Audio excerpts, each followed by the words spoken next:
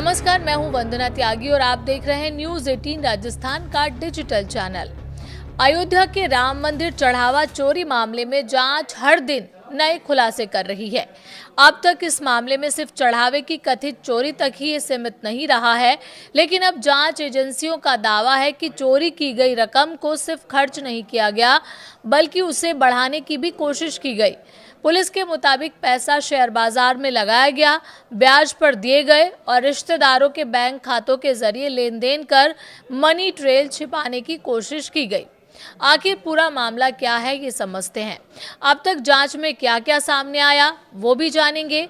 आइए सबसे पहले आसान भाषा में समझते हैं कि पूरा मामला क्या था।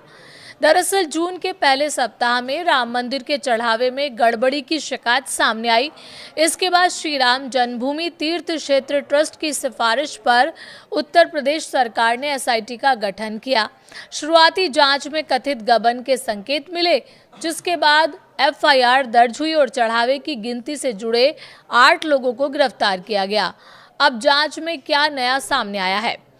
पुलिस सूत्रों के मुताबिक पूछताछ में आरोपियों ने कथित तौर पर बताया है कि चढ़ावे से निकाली गई रकम का कुछ हिस्सा शेयर बाजार में निवेश किया गया, वहीं कुछ पैसा ब्याज पर भी दिया गया ताकि उससे और कमाई हो सके।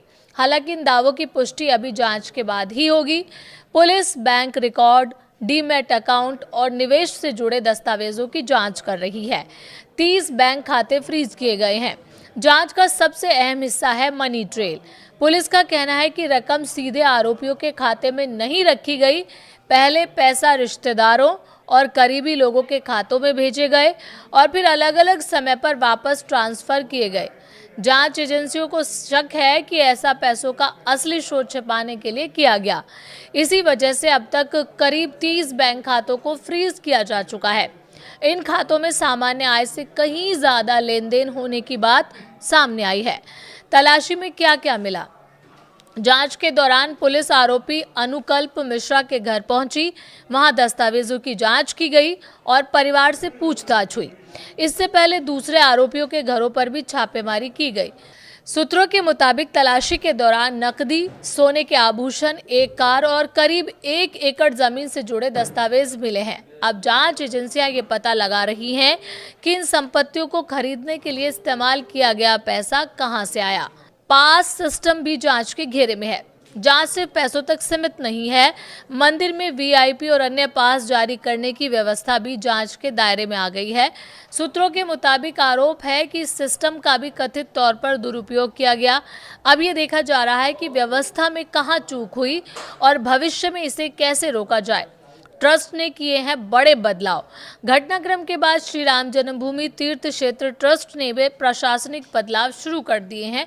सूत्रों के अनुसार अब नई डिजिटल आईडी के जरिए पास जारी किए जाएंगे। कुछ पुरानी आईडी फिलहाल निष्क्रिय कर दी गई हैं ताकि पूरी प्रक्रिया ज़्यादा पारदर्शी और जवाबदेह बन सके। 22 जुलाई की बैठक पर नजर है।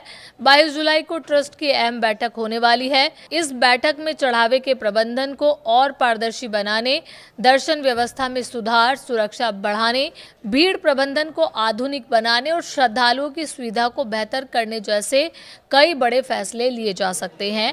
सबसे बड़ा सवाल अब ये है कि अब आज जांच एजेंसियों के सामने सबसे बड़ा सवाल यही है कि कथित तौर पर चढ़ावे से निकाली गई कुल रकम कितनी थी, उसमें से कितना पैसा अलग अलग बैंक खातों के जरिए घुमाया गया, कितना पैसा शेयर बाजार या दूसरी जगह निवेश किया गया, और सबसे अहम, क्या इस पूरे कथित नेटवर्क में सिर्फ गिरफ्तार आरोपी शामिल थे या इसके पीछे और भी लोग शामिल हैं? इन सवालों के जवाब जांच पूरी होने के बाद ही सामने आएंगे।